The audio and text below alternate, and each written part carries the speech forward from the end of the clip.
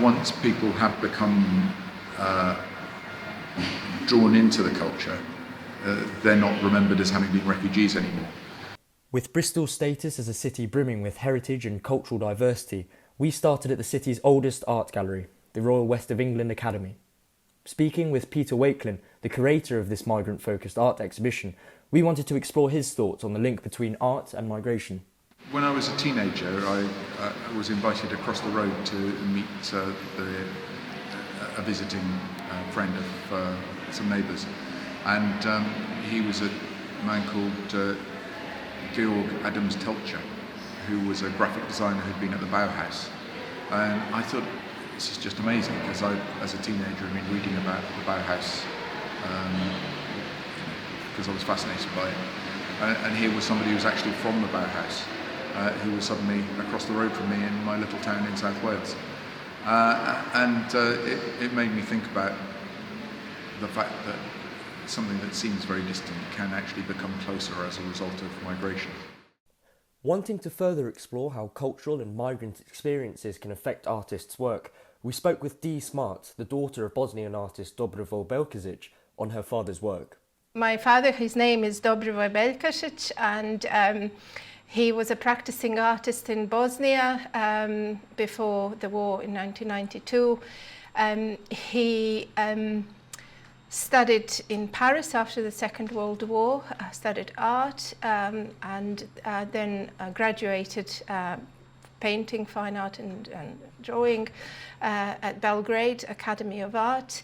And after that he became a practicing artist and a curator at the National Gallery of Bosnia and Herzegovina. I mean, obviously on a human level, everyone was affected, and in a way, Sarajevo, all its citizens were completely cut off, and they were besieged for a number of years. So it was, it had a profound effect on just human everyday level. But as an artist, what he experienced, I think, created even a kind of bigger tragedy for him personally. So his studio was situated in the old town hall in Sarajevo. On the top floor of that building there were 3 artist studios. So his was one of those, and so his entire work, body of work that was in that studio burned down when the building came under heavy shelling from the hills. So it was a total annihilation of his work. There may be some works in private collections now, but as far as we know, the majority of that work disappeared in the fire. Some people come with money, some people come with just the clothes they're wearing. So yes, the experiences are enormously different. When he came to the UK, he and my mother came together. My grandmother died en route. I was here already, and they came here as a kind of safe haven, but it was completely unknown, uncharted territories. So his first contact with the UK was through a family in Wiltshire who very kindly took them in and gave them a home temporarily. And being in Wiltshire was very restorative and therapeutic. The theme that keeps cropping up in his work, early works as well as very recent ones, kind of just before he passed away, is the bridges that he saw around him, bridges from memory, bridges in Sarajevo. Sarajevo was a city of bridges.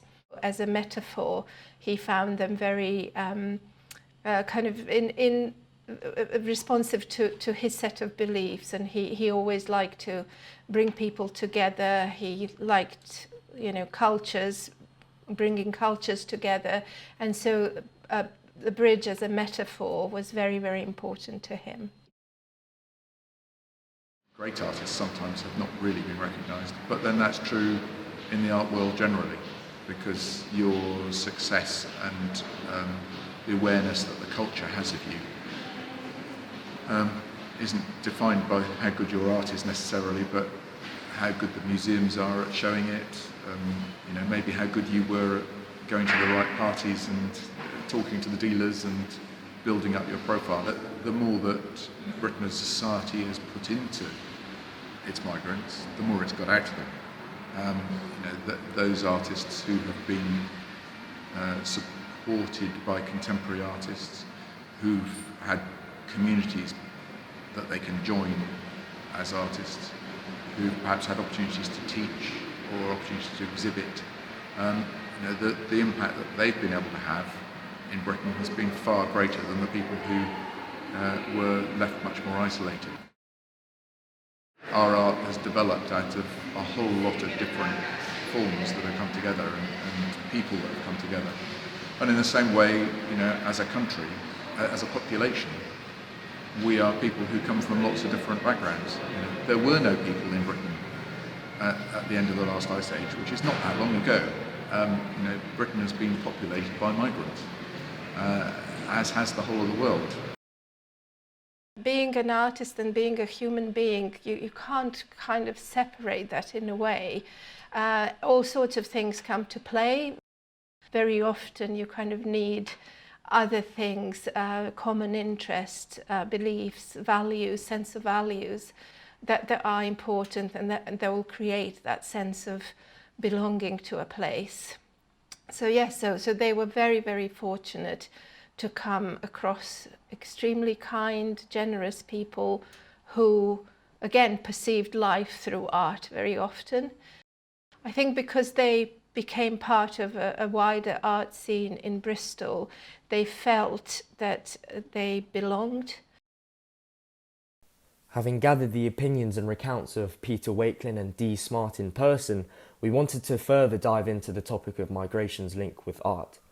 Before the COVID-19 pandemic and coinciding lockdown restrictions, we had planned interviews with people of interest within the art sphere in Bristol, including other art gallery and exhibition curators and a selection of Bristol-based migrant artists themselves.